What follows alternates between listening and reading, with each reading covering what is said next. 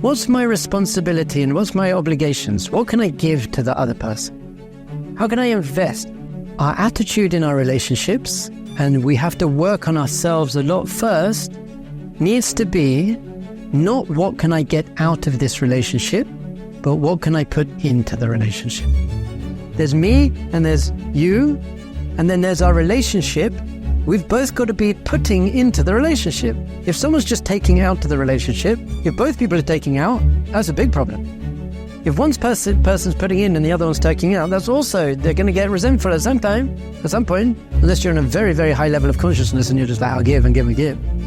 So our attitude towards relationship is, what's my responsibility? What do I have to do? What's my obligation? Our sages actually teach us, and Rabbi Tatz speaks about this a lot, that in life we have two things. We have my rights and my obligation. And they're two sides of the same coin. Your right to life is my obligation not to kill. My right to my property is your obligation not to steal. Rights and obligation. Now in the Western secular world, it's all about rights.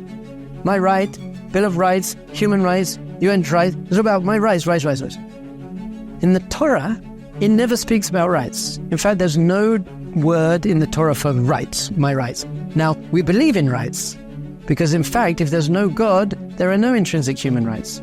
If there's no God, then you make up it. You know, black people in South Africa didn't have rights, and Jews in Germany didn't have rights. So we say only if there's a God are there intrinsic human rights. So we believe in rights. But the Torah and all Torah law only speaks about obligations, not rights. The man's obligation to his wife, the wife's obligation to the man, the master's obligation to the worker's obligation to the... We only speak about obligations. Why is that?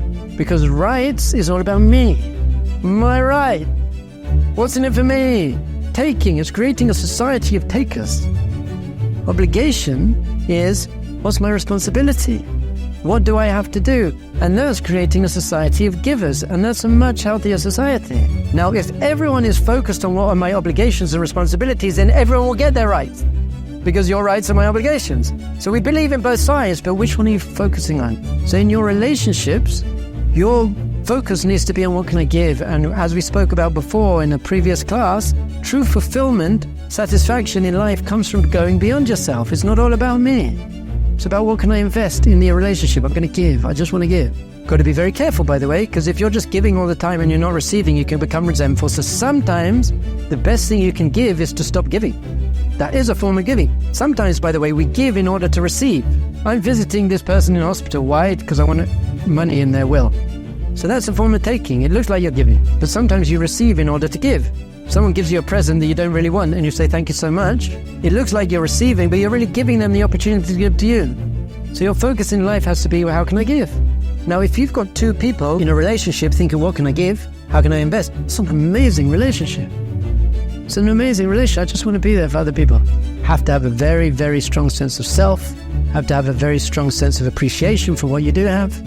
And once you have that, then you can give. Don't build your sense of self, by the way, by giving to others, because that doesn't work so well. What's the class about sense of self? Number one, based on values. Number two, good communication. Number three, what can I invest? What can I give to the relationship? How can I build the relationship? What are my obligations? Number four is that you both, and as a couple, or as a parent and a child, or as a friend and a friend, or as a boss and a worker, whatever relationship it is, you both have to be growth-orientated. What does that mean? That I'm willing and open and consciously working on this, because I know I'm not perfect.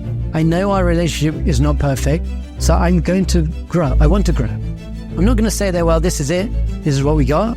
I'm going to put in the effort to become a better person, to become a better husband, to become a better father, to become a better wife, to become a better teacher, to become a better student, to become a better son, I want to grow.